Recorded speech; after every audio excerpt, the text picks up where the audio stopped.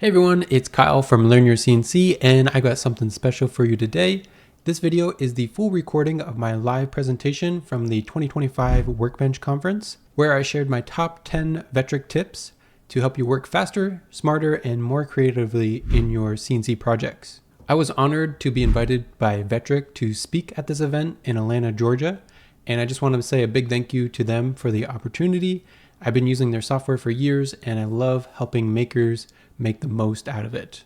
Whether you're just getting started or looking to unlock some more advanced, powerful features inside of Vectric, there's going to be something for you in this video. And make sure you stick around for tip number 9. It's hands down my personal favorite and game changer for saving time inside of Vectric. And to make things even easier, Vectric and I put together a free downloadable PDF for my top 10 tips, so you don't have to take notes. Just hit the link down in the description to download that for yourself. And with that said, let's dive into the video. Well, thank you all for coming. Anyway, I'll give this back to Kyle. I know you all know him, so go ahead there, Kyle. Thanks. I don't know if everybody knows me, but today I'll be teaching you guys some tips to unlock some different things with Vectric. You don't have to worry about taking notes. We have a PDF already ready to go. So at the end, there's going to be a download link if you guys want to get access to the tips you're going to see here. But we're going to get started here. Basically, here's what you'll learn today. We're going to do some beginner tips, some intermediate tips, and then we're going to get to some advanced tips. And like I said, at the end, we'll have some of those resources for you for the tip sheets. So if you guys don't know who I am, my name is Kyle, and I have over 15 years of experience with CNCs. I am a Vectric beta tester, so I test some of the new features coming out before they come out and then give feedback to them to kind of optimize the software best for what everyone needs it for. And then I founded a company called LearnYourCNC in 2020.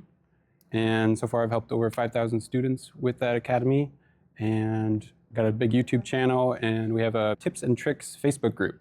So if you guys want to join that group, if you're not in there already, you can look that up on Facebook.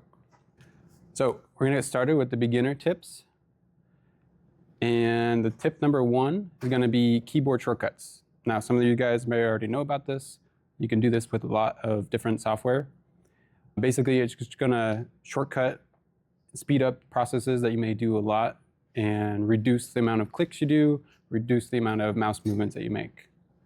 So here's just a few of the shortcuts that I use frequently. F11, F12, that will switch between your design and toolpath tab quickly without having to click back and forth. F9 will center your stuff to your project, whatever you're working on, 3D models, vectors, anything, right to the center of your project. The letter H or the letter V will mirror objects vertically or horizontally. And then the number 9 and number 0 will rotate objects 45 degrees very quickly. So I'll show you an example of why you may want to use keyboard shortcuts.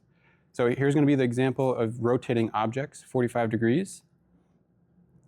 And you'll see this is with the shortcut. So you just click on the object, and then you click the shortcut key, and it rotates 45 degrees. And if you click it twice, it's going to rotate 90 degrees. So as you can see, it's really quick to do that. If you look at it without the shortcut, what you have to do is, let me let that recycle there. So when you have to click it, then you have to go to your tool to rotate, then you have to type in your rotation, and then you have to click apply, and then close that form down. So there's a lot of extra steps to do something like that, when the previous example, you can see it rotates very quickly. So that's why it's good to remember those shortcut keys. There is a lot of shortcut keys available. You can find them inside of Vectric if you go to Help and then go to Keyboard Shortcuts. If you're bad at remembering keyboard shortcuts, there's a little bonus tip for you. I use a programmable mouse and what's called a Stream Deck. Those are some different things you can buy. I have 2 YouTube videos showing you how to set those up and how to use them, if you want to look those up on YouTube.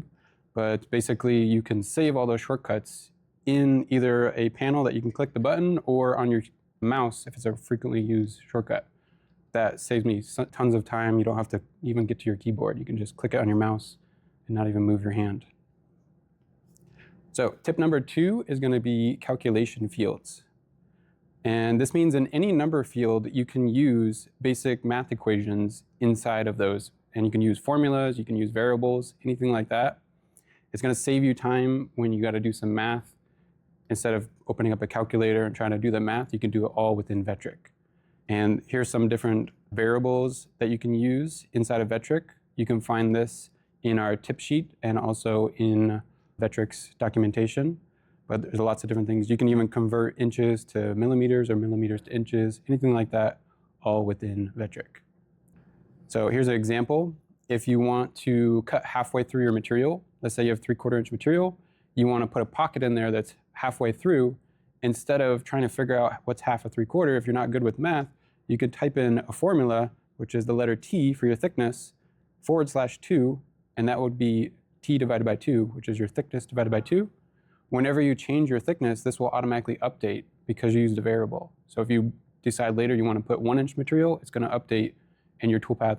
Once you recalculate it, it will automatically go halfway through the material no matter what. And here's what something like that looks like. If you type it in your cut depth or anywhere you can type a number, you can type that formula. And once you type it in, if you leave it like that, it'll stay as a variable that you can use. If you click the equal sign, then it will give you the answer and it would stay that answer. So you can leave it a formula or you can give it the answer. Tip number 3 is utilizing the Clipart. And Vectric includes a big library of 2D and 3D Clipart. It depends on which software platform you have, but there's a lot of Clipart available. And you can even use some of the 3D Clipart with some of their new toolpaths, even if you don't want to carve 3D. So you can access these ready-made designs quickly. You can add them to a project, or you could edit them to your own liking, or whatever you want to do. You can combine them all together. You can do as many as you want per project. So here's an example of using the sketch carving toolpath to import a 3D clip art, and then you go to the sketch carving toolpath, and you can quickly create a toolpath that represents that 3D model, and it will be carving almost like a V-carving toolpath rather than full 3D. If you're scared of getting into 3D cutting, if you're new, this is a great way to get started. Or if you just don't want to take the time it takes to cut a 3D model, this model, for example, may take 2 or 3 hours to carve in a normal 3D toolpath, whereas the sketch carving toolpath, you can do it in probably 10 or 15 minutes. So it'll save you a lot of time and you still get the design you're after. And also other external websites you can get 3D models from, and Vectric has a design and make store as well. They have a lot of different available models. So tip number 4 is going to be job setup sheets. And if you don't know what these are basically after you create your project, after you create your toolpaths, you can export what's called a job setup sheet. This is available in all the software except for the desktop versions. But what it does is exports your material settings, your zero locations, how long each toolpath is going to take, each toolpath breakdown, what tool number it is, what bit you're using. So basically you'll know everything. You can bring it to your machine and you'll be all ready for setup.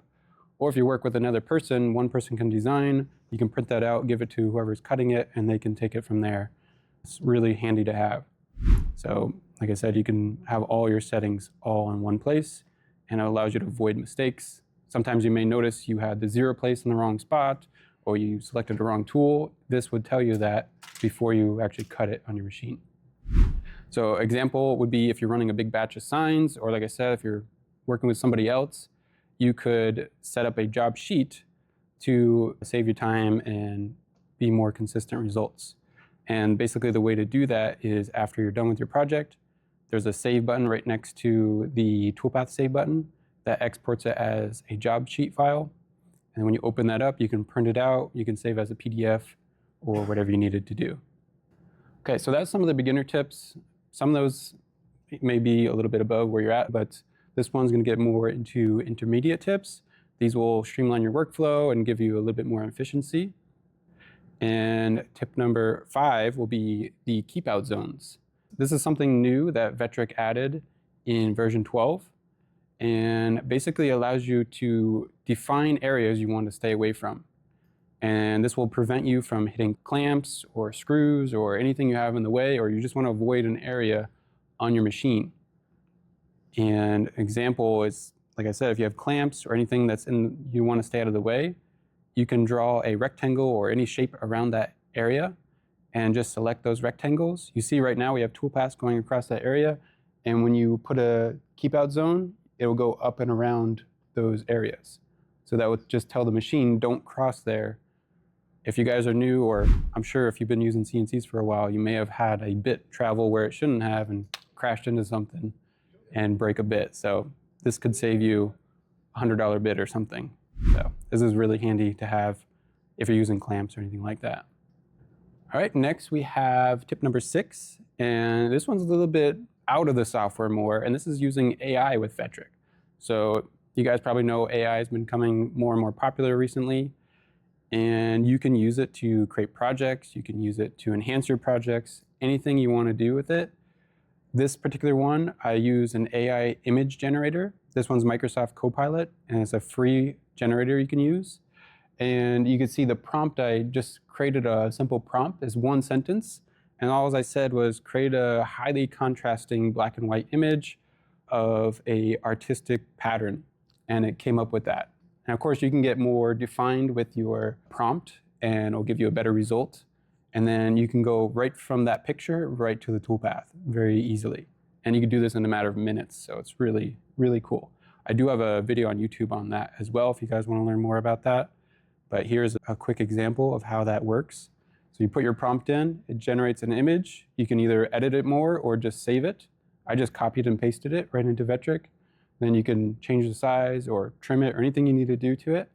This is going to be a bitmap image. And then if you have the sketch carving toolpath, you can go right to that and use the bitmap option. And right from there, you're going to be generating a toolpath. So you didn't even have to convert it to vectors or anything. You can go right from image to toolpath very quickly. And this, with AI, they have more advanced ones. You can even create vectors from AI now. You can create 3D models from AI. So this is just the tip of the iceberg. There's so much more you can do with it.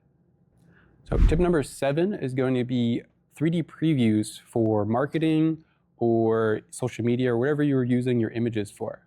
So you can see this is a design I created. This is in Aspire. I made it into a 3D model. And then I exported that image and put it on another image. And you could see, for example, if you had a customer or if you're just trying to sell this or share it on your social media, that image there looks really nice. And you could see what the final piece would look like in a finished room. And you can see you can even get shadows in your image, make it look realistic and everything. And this can all be done with free available software. So basically what you could do is export your 3D previews without a background. I'll show you how to do that. And you can showcase your work, and you don't even have to cut the project. You can design something, create images like this, post them on your website, social media, let people know you can make this, but you didn't spend the time to actually make it and have inventory and be sitting around on stuff that you may not be selling. So here's how you can do something like that. And what you can do is export the image. These are the settings you want to use. You want to turn off the modeling plane, turn off the shaded background, and then click Save Shaded Image. That will save it with a transparent background. And then I use the same AI image generator to generate an image of a living room with nothing on the wall. And then I use something like Canva you can use for free, or use any other image editing software, and you can just drag and drop that on top. You can add shadows to it. You can do all kinds of cool things with it.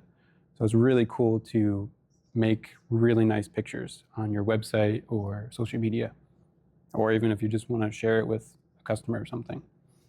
Okay, now we're going to do some advanced tips. These are going to be a little bit more advanced, and then at the end we can have some questions if you guys have questions. So tip number 8 is going to be ramps and leads. And if you're not sure what those are, basically a ramp is this one at the top here.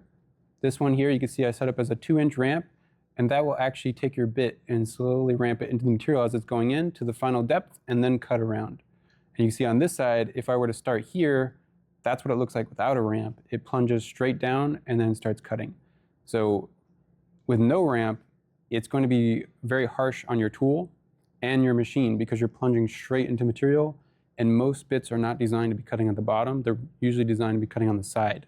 So doing that ramp is going to get your tool gradually into your cut, and it's going to be a lot easier on your tool and your machine. And then it's going to protect your bits and improve your cut quality. Another cool thing is what's called leads. This one is available in the profile toolpath. And basically, if you ever noticed when you cut out a project, where you started and stopped, you may see a line there.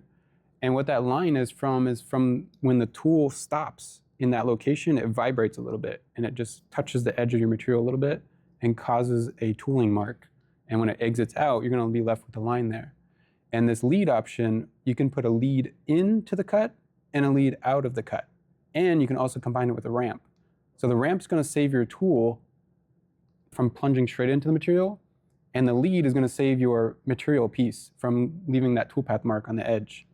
So when it leads in, it's starting away from your final piece. So let's say that circle was a piece you're cutting out, and what's around it is scrap material. So you would start away from the circle and slowly ramp into the cut around the circle, and then when it exits the cut, it's going to come outside of that material. And both of those are going to stay away from it when it's going up and down out of the cut. So that's going to leave your piece with no tooling marks where that start and stop was. So example, if you're cutting hardwood, you can put ramps to avoid the tool from plunging straight down, leaving your tool to last longer, and the lead in will give you that higher quality finish. And you can kind of see what that looks like. There's the lead in with a ramp going around, and then when it leads out, it goes away and then it exits. That's how you can do something like that. And a lot of that is available in the profile toolpath, and the ramps are available in other toolpaths as well. Most toolpaths has the ramp. The profile toolpath is the only one with the leads. Okay, so number 9, this one is one of the biggest things I like to teach because this is one of the biggest time savers you can ever use with Vectric. And that's using toolpath layers and templates to automate your toolpathing. So what you can do in Vectric, if you ever notice when you create a toolpath, at the bottom, there's a button that says selector. And when you click on that, it's going to change your toolpath. You can change it from manual mode to an automatic mode. And if you use layers, it's always a good idea to use layers to keep your project organized. That will allow you to associate whatever layer you want to cut with that toolpath and whatever vectors you want to cut. This is basically like a filter. And then down at the bottom where it says associate with toolpath, that will automate the toolpath. So that means whenever you create a new object on that layer and you recalculate the toolpath, it's going to automatically associate that toolpath with that new vector or whatever you added to your machine or your toolpathing. So this saves so much time. I could do a whole presentation on this, which I did in the Vectric user group meeting back in October. But this one is a very, very good tip to learn. I can show you an example that I like to show with this. And let's say you're making cabinet parts and you have a lot of sheets with a lot of material. This is what it may look like. You can see I have no toolpaths created. And when I upload a template that is already associated with a toolpath, you can see it's automatically generating the toolpath. I'm not doing anything. I just uploaded that template and it just created over 20 toolpaths with a click of a button. All I had to do was set that up one time. And now if I'm a cabinet maker and just making new sizes every time, I just have to make the sizes, whatever size I need, upload that template, and it's all done for you. So this, like I said, you can see how much time that saves. If you had to generate a toolpath for all those parts individually on each sheet, it's going to take you forever and you may mess something up. With this template, as long as you have it set up once, you can test it, make sure it works, and then you can use that template for any project you want. You can make as many projects and upload the same template for each one. So it's a very repeatable, very easy to use system. And that's not just with cabinet parts. You can do that with signs. You can do it with 3D models. You can do it just about anything. And here's what it would look like afterwards. You can see all the toolpaths have been generated, and then you can preview each sheet individually, and you'll see each sheet already automatically has each toolpath generated. It's got drilling holes, it's got grooves cut, it's got profile cuts. You can add tabs automatically. Everything's automatically generated. You can still edit them afterwards if you needed to, but this is a quick way to generate all those toolpaths quickly. Okay, tip number 10 is going to be level effects when you're 3D modeling. This is going to be more advanced when you're doing 3D modeling with Aspire. This is also applicable to VCarve Desktop and VCarve Pro. And if you don't know, there's some level options. If you go into your levels of your componentry, you can right-click on those, and there's what's called clipping and mirror mode. That's what we're going to be looking at here. You can use mirror mode to make symmetrical designs, And you can use level clipping for trimming away excess material in your 3D models. So this will allow you to quickly edit models and quickly create models that are either symmetrical or you need to trim something away. So here's some examples of using both of those. This one is the mirror mode. You can see I already have two objects. I just right click, turn on the mirroring mode, and now whatever I do to the left side is going to automatically get applied to the right side. I can move them, I can scale them, I can add new objects, I can remove them, and you can see whatever you do to one side automatically gets applied to the other. And you can split that by quadrants, you can split it by left to right, top to bottom. There's a lot of options you can change it to. So that's a really quick way to create symmetrical designs. And then the level clipping, you can see I have an object in a dish, and you can easily clip away objects outside, and that clipping is dynamic. So you'll see when I move the model around, it will dynamically clip to that 2D vector. So all you have to do is create a 2D vector with a 3D model visible, and then you right-click on the level that contains that 3D model. You go to the clipping mode and click Apply. When you do that, you see it clips anything outside of that vector, and if you happen to move the 3D model later, it will dynamically clip to that vector. You can change the vector later, you can change the model later, but there's a lot of things you could do with that for trimming your 3D models. Okay, so that was the tips, and then some bonus resources I have. This one here is, of course, there's always more to learn. And if you want to dive deeper, I do have Learn Your CNC Academy, like I said. If you want to check that out, it has step-by-step lessons in Vectric, and we also have a big community. We do weekly projects, and we do all kinds of stuff in there. Weekly Q&As with me and another trainer I have. And then, like I said, this is the tip sheet. If you want to scan that, that'll go so you can download this tip sheet here. And it's fully colorized and it looks really good. Vectric did a good job on that. And if you guys want to reach me, you can find me at LearnYourCNC.com. Follow me, and if you guys have any questions, I can take those. You specify a lead-in cut. Is that automatically going to get you a lead-out cut, or is that another setting? Yeah, so when you do the lead-ins, there's going to be a checkbox below it if you want to do a lead-out as well. So by default, it's just going to lead in. If you want to lead out, you just check that box, and it'll do a lead-out as well. So you can decide which one you want to do. Another question. I haven't worked for the CNC that much, and this doesn't really apply to Vectric, or maybe it does in general. I was cutting out some Christmas projects, and when it was finished, it left the lines all the way around. Yes. Edges, and Patrick Gitchell emailed me a tip on how to get rid of that. Yep. In the future, I just wondered if there's a way to set up your settings to avoid that. Where's the final pass? What you're supposed to do? Yeah, there is another setting that I didn't cover in these tips, and if you have those toolpath marks from each depth per pass, there's a setting that's called do last pass. What? Do last pass, Do last. separate last pass. Okay. So what it's going to do is at the bottom last pass, you can set an offset and it'll cut a little bit inwards to remove all those toolpath marks. Okay. Yeah, that's a good one as well. Yeah, because I had it on all three pieces I made, but it wasn't that noticeable. And yeah. But in the future, I need to make sure it's clean. All right, sounds good. Any more questions? Yeah. I mostly use RCNC to surface slabs. Yeah. Is there a way, because it goes back and forth, and so it looks like it's lined, but it's not to the touch. But because it's going across the grain, it's got these the router. The lines, yeah. What do I select to make it skip that back pass so that it would just go into? Oh, just one way. Yeah. So there's not a way to do that exactly just by clicking a button, but you can, there's a workaround for it. You can draw a line and then just do an array copy of that line and just have them all cut one direction, and you just use a profile toolpath to cut those all the same way. Sometimes if you rotate the toolpath going with the grain, it'll give you better results. And to do that, if you're using a pocket toolpath, you would just go to the raster setting and type in 90 degrees, and it'll rotate that 90 degrees. And then you go with the grain instead of against the grain. Yeah, that'd be a good way to do it too. Yeah. Any other questions? All right, I guess that's all I have for you then. Thank you.